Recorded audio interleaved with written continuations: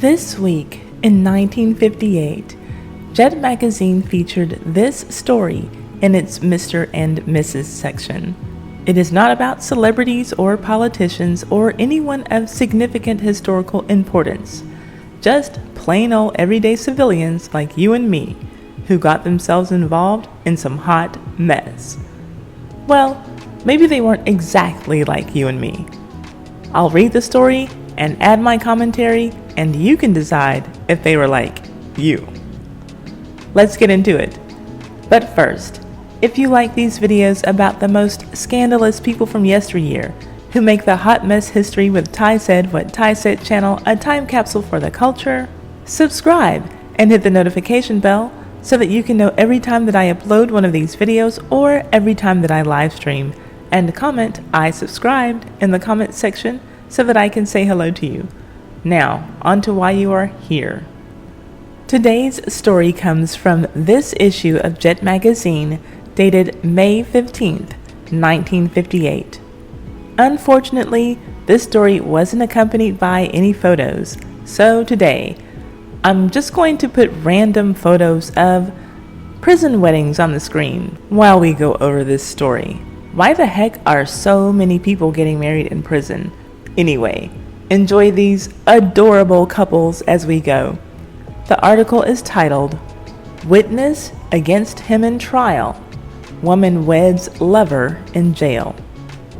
And it reads, "It was not the kind of place for a wedding, nor for the bride's white chiffon gown and bouquet of yellow roses, but for Joanne Campbell, who was a prosecution witness when Ricky Hunt was tried for shooting his former wife.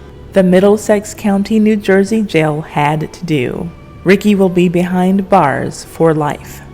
Back in 1951, Joanne was a student at Virginia Union University in Richmond, commuted to Baltimore in summer to follow her chemistry courses. She dropped out because of poor scholarship, met Larry Hunt, and after 2 months found out he was her kind of man. She bore him one child, was 7 months pregnant with another when Hunt shot and killed his estranged wife, Helen, on a New Brunswick, New Jersey street while she clutched their infant daughter. The child was wounded but recovered. Tried and sentenced to death in 1957, Hunt stayed on death row for a year, won a new hearing because of errors during the 14-day trial. On April 9th, Ricky and his sweetheart, Joanne, were married with the blessings of a minister, the cooperation of a judge, and with the sheriff's aide and a guard as witnesses. She said of their wedding and short-lived honeymoon, 1 hour separated by a wire screen, "He's the only man I ever really loved.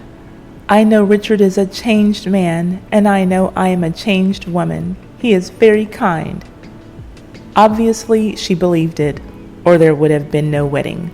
But of Ricky's kindness, there was one person not around to testify: his former wife. She was dead. And that is the end of the story. So, do we have the story right?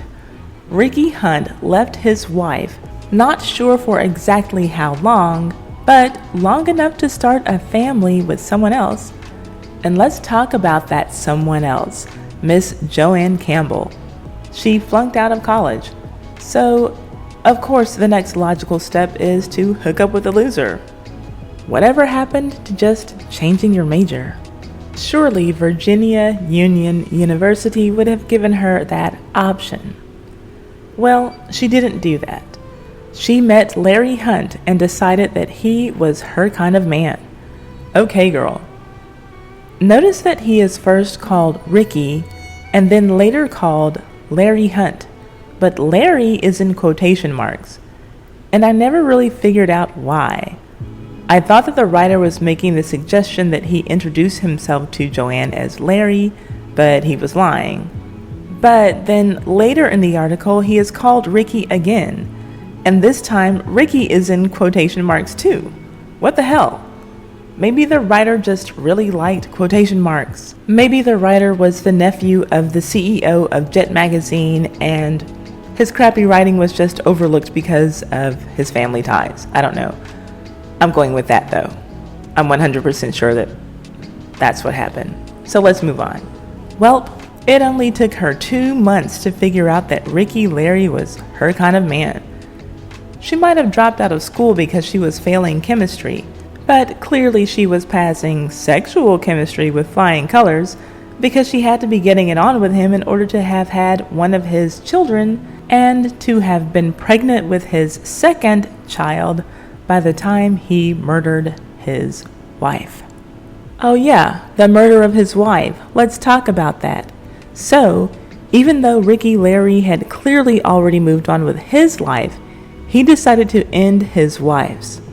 Shot and killed her while she was holding his daughter. Thankfully, the little girl survived, though she was wounded in the attack. Her mother was dead, and her father would be behind bars for the rest of his worthless life.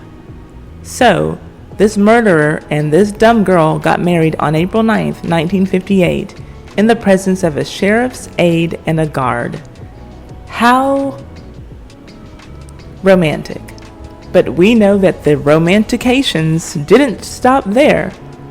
How about that honeymoon? 1 hour separated by a wire screen. That must have been some hot and spicy breath. And how about Joanne the jackass saying, "He's the only man I ever really loved. He's a changed man." Girl, all that changed was his address, from your home to the address of the prison. And that's probably what kept your stupid ass alive so that you could make such a comment about a man who killed his own wife. Otherwise, you would have been next. Oh well, at least now we can see why Joanne had to drop out of college.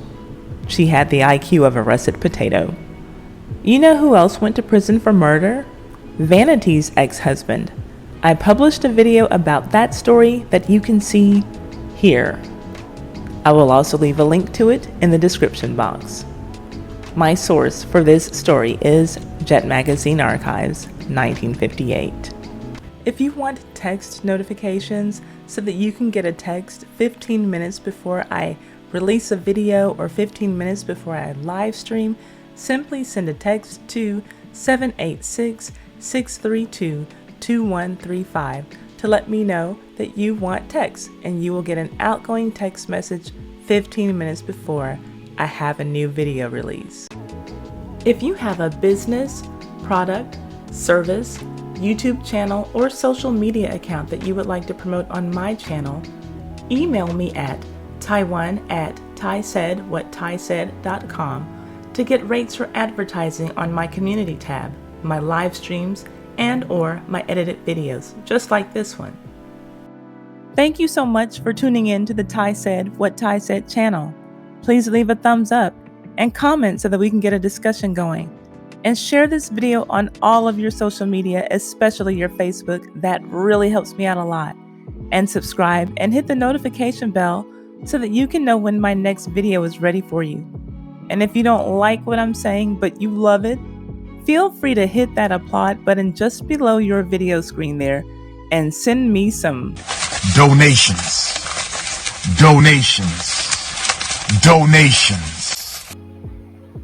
Yeah, baby. See you on the next video.